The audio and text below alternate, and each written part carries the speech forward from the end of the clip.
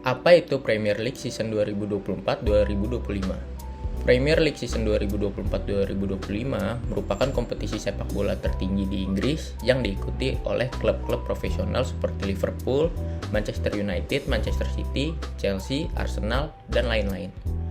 Kompetisi ini menggunakan sistem liga, di mana setiap tim bertanding secara kandang dan tandang atau biasa disebut home dan away. Hasil pertandingan terdiri dari menang, seri, dan kalah yang menentukan perolehan poin tiap tim. Musim ini menghasilkan data pertandingan seperti sejumlah kemenangan, gol, dan hasil akhir pertandingan. Data tersebut dapat digunakan untuk analisis dan visualisasi. Dari data tersebut kita juga akan mengubah ke beberapa diagram. Kemudian saya akan membahas codingan pembacaan datasheet dan juga tampilan menu. Di sini di 3 baris pertama ada impor.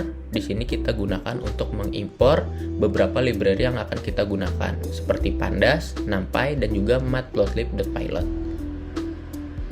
Kemudian di baris ke-8 di sini kita menggunakan df sama dengan pd read csv Premier League Season 2024-2025. Di sini digunakan untuk sistem dapat membaca data Premier League yang sudah ada untuk dianalisis.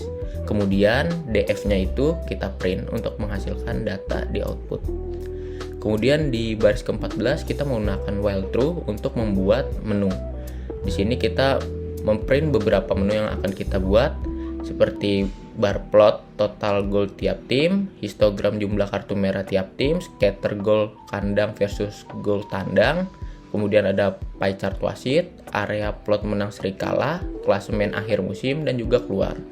Setelah itu di baris 24 ada try, kemudian ada pilihan sama dengan int, input, masukkan pilihan 0 sampai dengan 6. Di sini kita sebagai user diminta untuk memasukkan pilihan angka 0 sampai 6. Jika di baris ke-26 ada accept, input harus angka, maka harus sesuai angkanya. Kita sebagai user memilihnya 0 sampai 6, tidak bisa di luar dari itu. Seperti misalkan kita masukkan huruf, maka sistem akan membaca error dan kita sebagai user akan diminta lagi untuk memasukkan pilihan yang benar. Kemudian ini adalah output hasil codingan yang tadi telah kita buat. Di situ terlihat ada data Premier League yang sudah dibuat tadi, ada tim-timnya, ada golnya, dan macam-macam lainnya. Kemudian di bawahnya juga ada menu-menu yang telah kita buat. Di situ yang pertama ada bar plot total gol, yang kedua ada histogram distribusi, yang ketiga ada scatter gol kandang versus tandang, yang keempat pie chart wasit, yang kelima area plot menang seri kalah, yang keenam klasemen akhir musim, dan yang 0 ini adalah keluar dari sistem. Dan kita sebagai user disuruh untuk masukkan pilihan 0 sampai dengan 6. Di luar dari itu, maka kita akan terus diulang untuk memasukkan pilihan yang sesuai. Kemudian saya akan menjelaskan data Premier League Season 2024-2025. Pada codingan pembacaan data Premier League Season 2024-2025.csv, output menampilkan data berbentuk tabel data frame yang berisi informasi lengkap terkait detail pertandingan. Struktur data yang dihasilkan merupakan dataset yang terdiri dari 380 baris dan juga 22 kolom. Setiap baris mewakili satu pertandingan dan setiap kolom berisi atribut pertandingan.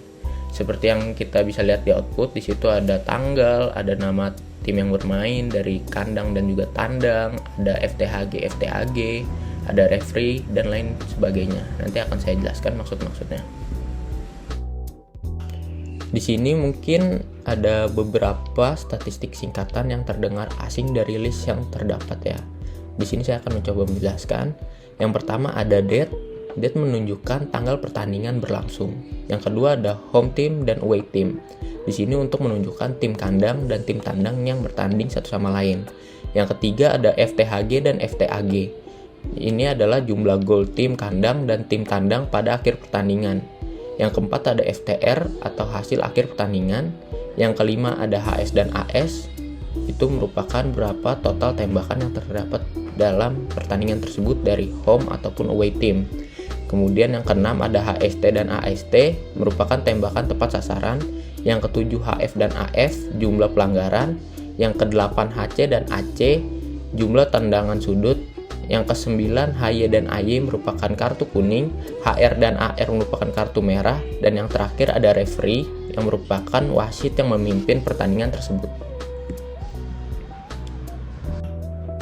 Kemudian di sini saya akan menghitung total gol setiap tim berdasarkan data Premier League yang sudah ada menggunakan library Pandas. Di sini mungkin saya akan membahas dari line 34 dan line 35 dulu. Di line 34 ada df.groupby dalam kurung home team fthg.sum dalam kurung. Line tersebut digunakan untuk menghitung total gol kandang setiap tim saat bermain sebagai tuan rumah, dan untuk yang away team digunakan untuk menghitung total gol tandang setiap tim saat bermain sebagai tim tamu. Kemudian di line 33 dan line 36 digunakan untuk menggabungkan kedua hasil tersebut menjadi satu tabel berdasarkan nama tim. Kemudian di ujung baris 36 ada Vilna dalam kurung 0. Di sini digunakan jika ada tim yang tidak memiliki gol kandang atau tandang, maka akan diisi oleh 0 agar sistem tidak membaca sebagai error. Kemudian di line 38 ada goal.columns sama dengan gol kandang, gol tandang. Baris ini digunakan untuk mengganti nama kolom sehingga data lebih jelas dan mudah dibaca. Dan yang terakhir di line 39 itu ada gol, total gol sama dengan gol untuk gol kandang plus gol tandang. Pada bagian ini, total gol setiap tim dihitung dengan menjumlahkan gol kandang dan gol tandang. Hasilnya disimpan dalam kolom baru bernama total gol. Kemudian di sini saya akan menghitung jumlah pertandingan menang, seri, dan kalah dari setiap tim berdasarkan hasil pertandingan. Seperti yang dapat terlihat di baris 44 itu ada tim sama dengan pd.unique df home team away team .values .travel. Di sini df home team, away team digunakan untuk mengambil kolom tim kandang dan tim tandang yang bermain. Kemudian .values.travel digunakan untuk mengubah data menjadi satu array yang panjang. Dan juga ada pd.unique digunakan untuk menghapus nama tim yang duplikat. Nanti hasilnya adalah daftar seluruh tim yang pernah bermain. Kemudian di baris 45 ada recap sama dengan pd.dataframe dalam kurung 0, indeks sama dengan teams, columns sama dengan menang, seri, kalah. Di sini digunakan untuk membuat data frame baru bernama recap. Indeks diisi dengan nama tim, kemudian ada kolom yang berisi menang, seri, kalah, dan semuanya diawali dengan nilai 0. Kemudian dari baris 47 kita menggunakan looping untuk setiap pertandingannya. Ada for, row in df.iterows dalam kurung. Kode ini melakukan perulangan untuk setiap baris pertandingan dalam dataset. Row berisi data satu pertandingan dan garis bawah digunakan karena indeks tidak dipakai. Kemudian di baris 48 sampai dengan baris 50 di situ ada if row fthg lebih besar row fthg. Di sini merupakan rumus di mana jika FTHG atau gol tim kandang lebih besar dibandingkan FTAG, yaitu jumlah gol tim tandang, maka tim kandang akan menang dan tim tandang kalah. Sama seperti di baris 51 dan baris 53, ini hanya kebalikannya aja. FTHG lebih kecil daripada FTAG, maka tim tandang yang menang dan tim kandang yang kalah. Dan else di 54 sampai dengan 56 di sini digunakan untuk pertandingan seri di mana jumlah golnya berarti sama dan kedua tim mendapatkan hasil yang sama. Kemudian di sini saya akan membahas tentang mengapa perlu menghitung gol per tim dan juga menang, seri, kalah terlebih dahulu. Perhitungan gol serta menang, seri, dan kalah diperlukan sebagai dasar analisis karena keduanya mempresentasikan performa dan hasil nyata tim dalam kompetisi, sekaligus menjadi fondasi untuk visualisasi dan klasemen gol. Gol merupakan ukuran performa dasar tim yang berupa output utama dari pertandingan sepak bola. Dengan menghitung gol kandang, gol tandang, dan total gol, kita bisa membandingkan kekuatan menyerang tiap tim. melihat kondisi kandang dan tandang, serta menentukan tim yang paling produktif. Tanpa data goal, kita tidak bisa menjelaskan seberapa efektif sebuah tim bermain di lapangan. Menang, seri, dan kalah adalah representasi hasil dari pertandingan. Hasil pertandingan menunjukkan konsistensi dan efektivitas tim, bukan hanya agresivitas. Menghitung menang, kalah, dan seri itu penting karena tidak semua tim dengan gol banyak selalu menang. Kemenangan menunjukkan efisiensi strategi, bukan sekedar serangan. Hal ini membuat analisis lebih realistis, bukan hanya berbasis skor besar. Oke, jadi saya akan menjelaskan tentang codingan untuk bar plot. Nah, codingan untuk bar plot itu terdiri dari line 57 sampai dengan 74. Nah, pada line 57 sampai dengan 59 yaitu hashtag 1.bar plot total goal itu merupakan komentar di mana itu seperti memberitahukan ke kita bahwasannya di bawah ini merupakan codingan tentang bar plot total goal. Nah, di line 60 itu bertuliskan if pilihan sama dengan 1.2. Nah, itu merupakan kondisi percabangan di mana nanti ketika di menu kita memilih angka 1, maka yang keluar adalah grafik bar plot total goal. Nah, kemudian di line 61 ada data underscore plot sama dengan goal.sort underscore value dalam kurung total underscore goal dan ascending sama dengan false. Nah, di sini itu berfungsi untuk mengurutkan data frame goal. Nah, berdasarkan kolom total goal. Nah, ascending false sendiri di sini itu merupakan pengurutan, yaitu dari nilai terbesar ke terkecil. Oke, selanjutnya itu ada di line 63 plt.figure dalam kurung size sama dengan dalam kurung 12,6. Nah, di situ artinya kita membuat kanvas gambar baru dengan ukuran lebarnya 12 inci dan tingginya 6 inci.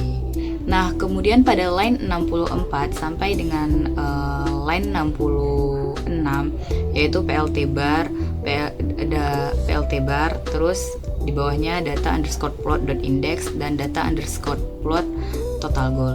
Nah, di sini menjelaskan kalau data underscore plot titik index itu merupakan label untuk sumbu X yang merupakan nama tim. Nah, sedangkan data underscore plot dalam kurung total goal itu merupakan sebagai label sumbu Y, yaitu jumlah goal. Nah, kemudian di line 67 yaitu color sama dengan plt.cm.tab 20. Nah, itu merupakan color map bawaan matplotlib. Nah, sedangkan untuk dalam kurung np.line space dalam kurung 0,1, dalam kurung data plot. Nah, itu merupakan pembagian warna secara merata sesuai dengan jumlah tim yang ada. Nah, kemudian di line 69 yaitu plt.xtext dalam kurung rotation sama dengan 75, yaitu label nama-nama label pada sumbu X akan diputar sejauh 75 derajat. Nah, selanjutnya pada line 70 plt.title dalam kurung total goal tiap tim dalam kurung akhir musim itu merupakan judul dari bar plotnya. Nah, untuk plt.x label tim itu merupakan pada label X itu merupakan timnya. Nah, plt.y label pada label Y berarti itu adalah jumlah golnya. Berarti itu pada sumbu X dan sumbu Y. Nah, terus kemudian ada plt.grid axis sama dengan Y. Nah, itu tuh grid yang ada yang hanya di sumbu Y.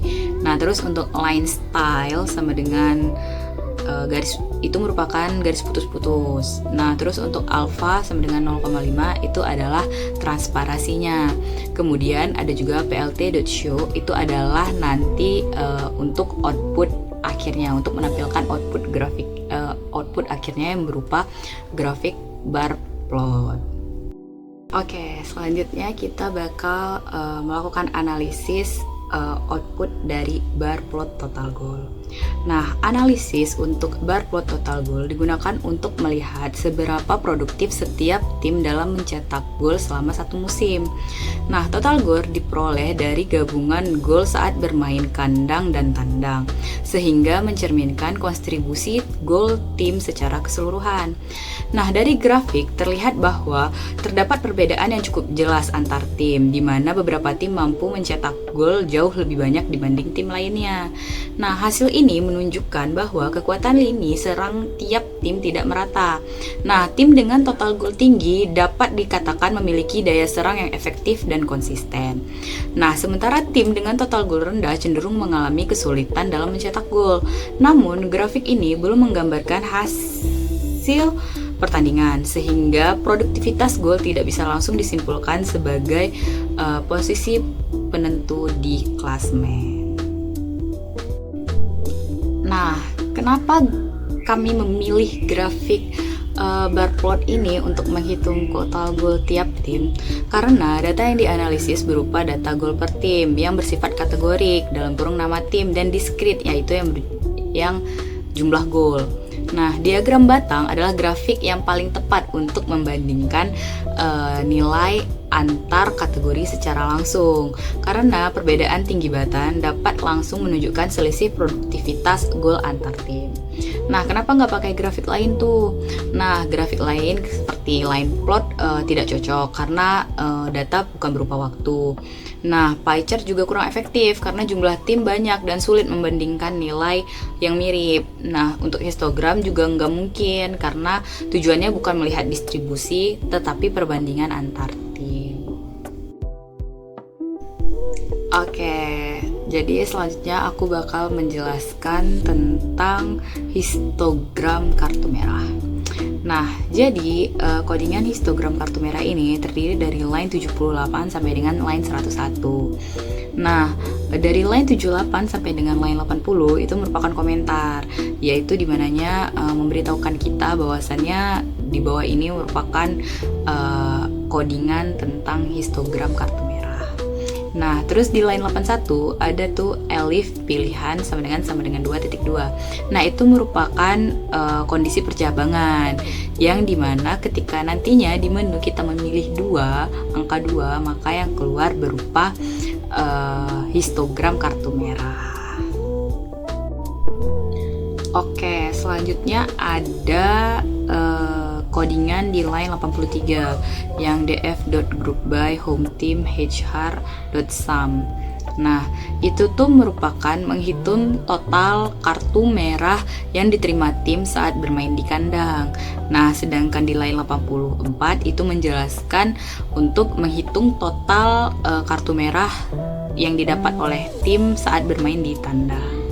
Nah, kemudian ada axis sama dengan 1 itu dia itu berarti menggabungkan kedua hasil tersebut secara horizontal menjadi satu tabel.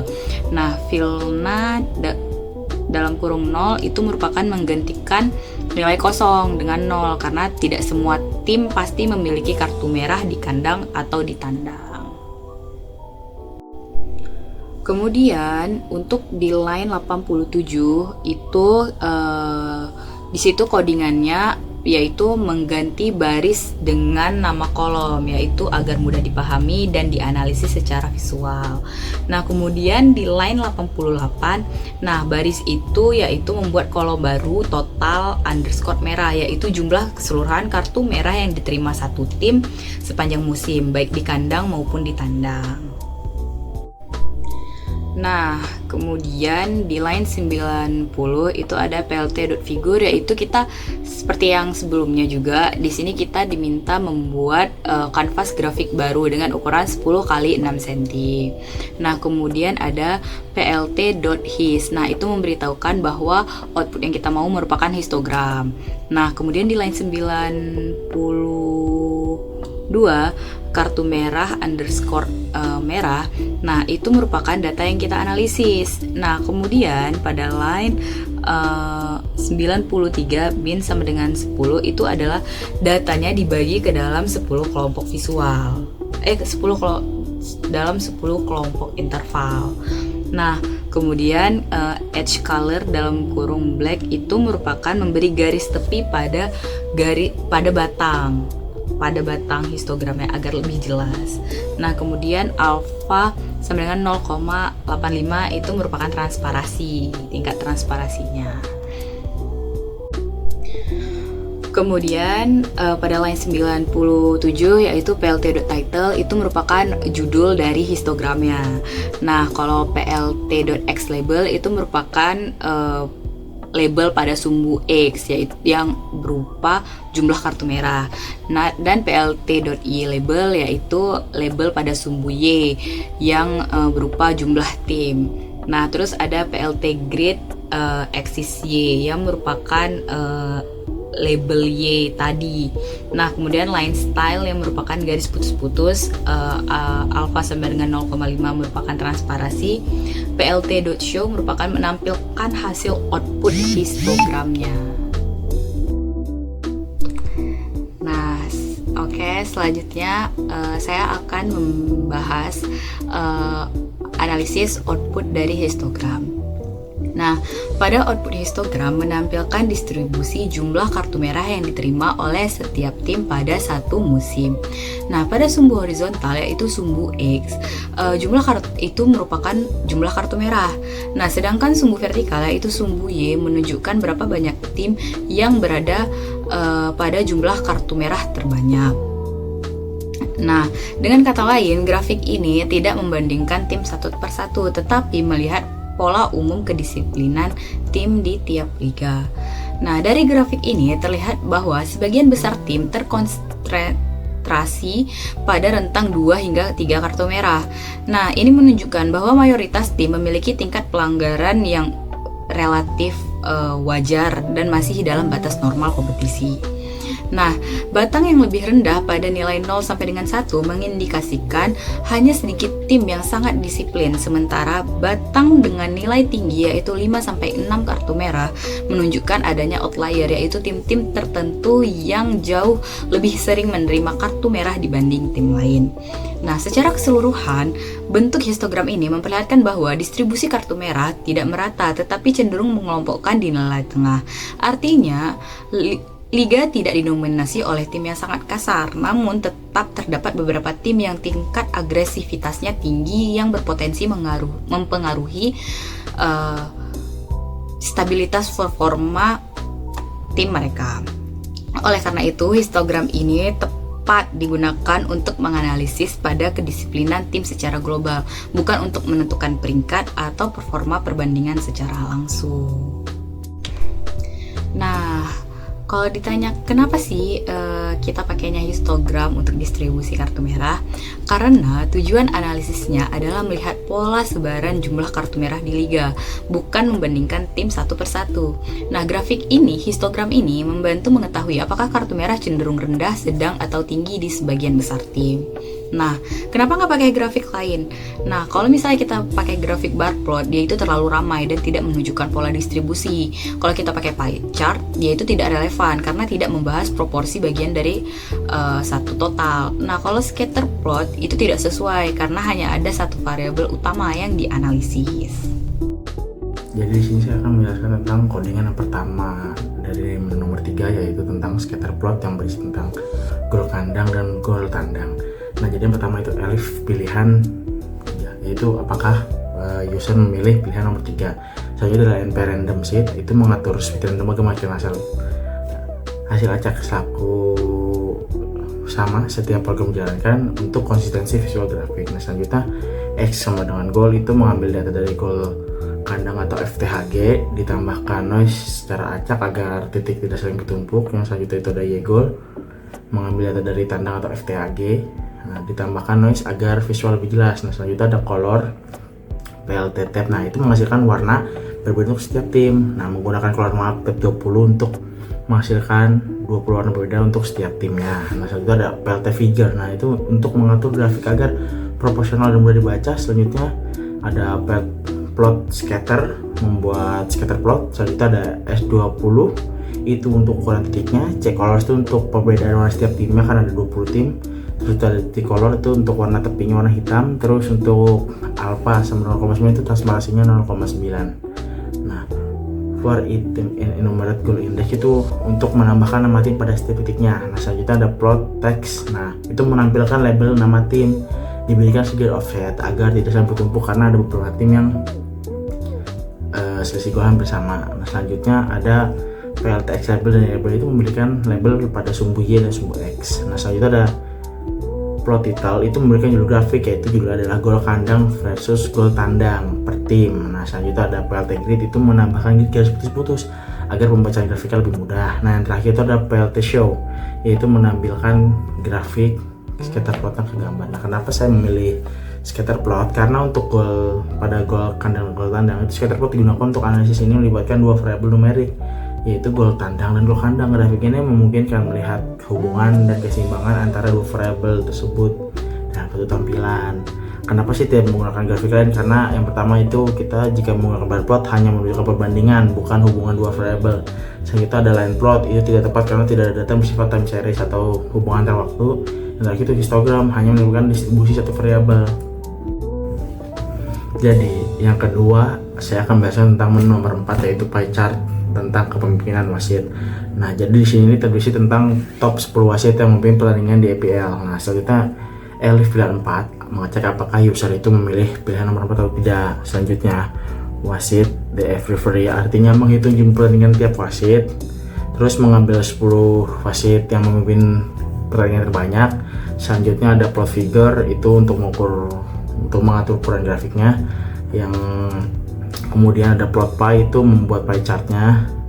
Terus wasit values itu jumlah pertandingan yang wasit itu pimpin. Kemudian labels itu adalah nama wasitnya. Kemudian autopack itu untuk presentasi wasit dalam memimpin pertandingan. Setelah grafik ada posisi awal pie-nya. Nah, selanjutnya kita menambahkan judul grafiknya pada plot title. Nah, itu judulnya top 10 wasit dengan pertandingan terbanyak di EPL. Selanjutnya ada plot axis. Nah, equal itu untuk membuat si pie chart itu buat sempurna. Selanjutnya itu ada plot show, artinya menampilkan pie chartnya. Kenapa saya memilih pie chart untuk data wasit ini? Karena data wasit yang dianalisis dalam bentuk proporsi jumlah pertandingan yang dipimpin, pie chart sangat efektif untuk menunjukkan bagian terhadap keseluruhan, sehingga sangat mudah terlihat wasit mana yang sering bertugas. Nah, jadi yang saya tampilkan hanya 10, karena jika kita tampilkan semua itu sangat tidak terlihat karena banyak. Nah, kenapa saya tidak memilih grafik lain? Yang pertama tuh Bapak memang bisa dipakai, tapi pie chart lebih intuitif, lebih jelas gitu untuk menunjukkan proporsinya berapa persennya. Terus kemudian histogram dan scatter plot tidak relevan karena tidak ada distribusi yang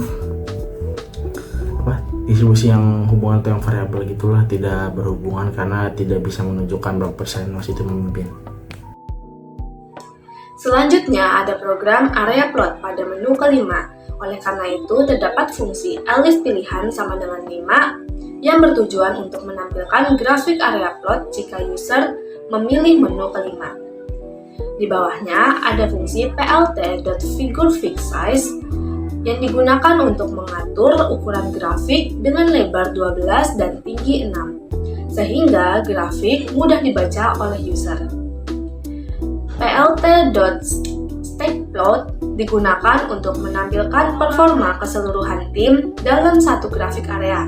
Recap.index yang berisi nama tim dan alpha sama dengan 0,85 menunjukkan tingkat transparansi warna agar grafik terlihat lebih jelas. Fungsi plt.legend log sama dengan upper left menentukan posisi legenda. Dan plt.addTix rotation sama dengan 75 berfungsi untuk memutar label pada sumbu X sebesar 75 derajat yang bertujuan untuk membuat nama tim agar tidak saling bertumpuk karena data atau jumlah tim yang cukup banyak. Lalu ada fungsi plt.title berfungsi untuk membuat judul pada grafik, dan PLT X label untuk memberikan label pada sumbu X yang menunjukkan nama tim, dan PLT.Y label untuk memberikan label pada sumbu Y yang menunjukkan jumlah pertandingan. Selanjutnya ada PLT.show untuk menampilkan grafik ke layar. Ditampilkan output dari hasil program area plot yang sebelumnya sudah saya jelaskan. Grafik area plot ini menunjukkan perbandingan hasil menang seri dan kalah setiap tim selama satu musim. Perbedaan luas area menegaskan bahwa posisi tim di klasemen ditentukan oleh kualitas hasil pertandingan, bukan berdasarkan jumlah pertandingan. Grafik ini efektif untuk melihat keseimbangan dan konsistensi performa tim secara keseluruhan. Lalu, kenapa area plot cocok untuk data menang, seri, dan kalah? Karena area plot ini ingin menampilkan komposisi hasil pertandingan dalam satu kesatuan, dan grafik ini tidak hanya menunjukkan jumlah menang, seri, dan kalah, tetapi juga bagaimana ketiganya membentuk total pertandingan tiap tim. Selanjutnya, terdapat program klasemen, di mana program klasemen ini berada pada menu ke-6. Klasemen sama dengan recap.copy berisi jumlah menang, seri, dan kalah pada setiap tim. Klasemen poin digunakan untuk menghitung poin sesuai dengan aturan liga, di mana menang sama dengan 3, seri sama dengan 1, dan kalah sama dengan 0. Klasemen goal digunakan untuk mengambil data total gol pada tiap tim dari data frame. Klasemen sama dengan klasemen.short value digunakan untuk mengurutkan data tim berdasarkan poin utama dan gol. Sedangkan fungsi ascending sama dengan false untuk mengurutkan data dari yang terbesar ke yang terkecil. Klasemen.insert artinya kolom dimasukkan ke bagian paling kiri, dan range 1 learn klasemen plus 1 untuk memberikan nomor pada peringkat sampai dengan jumlah tim tersebut. Fungsi ini membuat tampilan klasemen lebih rapi dan informatif. Selanjutnya ditampilkan sebuah output dari program klasemen yang sudah saya jelaskan sebelumnya, di mana klasemen akhir merangkum seluruh hasil perbandingan dan peringkat tim yang ditentukan oleh total poin dan total goal sebagai pembandingnya. Analisis ini menunjukkan bahwa konsistensi meraih kemenangan lebih menentukan posisi klasemen dibandingkan sekedar produktivitas gol. Nah, kenapa klasemen tidak dibuat grafik? Karena klasemen berisi informasi multivariabel seperti peringkat, poin, dan gol, menang, seri, dan kalah, yang lebih akurat dan jelas jika disajikan dalam bentuk tabel sehingga mudah dibaca. Grafik justru berpotensi menghilangkan detail-detail penting dalam data. Jadi kesimpulannya, analisis data Premier League Season 24-25 ini memberikan gambaran menyeluruh tentang performa tim sepanjang musim. Total gol menunjukkan produktivitas serangan tiap tim, namun tidak selalu sejalan dengan posisi akhir di klasemen, karena sistem liga lebih menekankan konsistensi kemenangan daripada jumlah gol semata, serta tingkat kedisiplinan yang terlihat, seperti dari kartu merah, juga memperlihatkan bahwa setiap tim memiliki karakteristik permainan yang berbeda. Melalui berbagai visualisasi, pola, dan kecenderungan data dapat dipahami dengan lebih jelas dan terstruktur bahwa diagram batang, histogram, scatter plot, area plot, dan klasemen akhir saling melengkapi dalam menjelaskan kondisi kompetisi secara keseluruhan. Dari hasil ini dapat disimpulkan bahwa keberhasilan tim dalam satu musim ditentukan oleh kombinasi produktivitas, konsistensi hasil, dan stabilitas performa. Sehingga analisis data menggunakan Python mampu memberikan pandangan yang logis dan relevan dari sepak bola ini. Nah, sekian presentasi dari kelompok kami. Lebih dan kurang kami mohon maaf. Wassalamualaikum warahmatullahi wabarakatuh.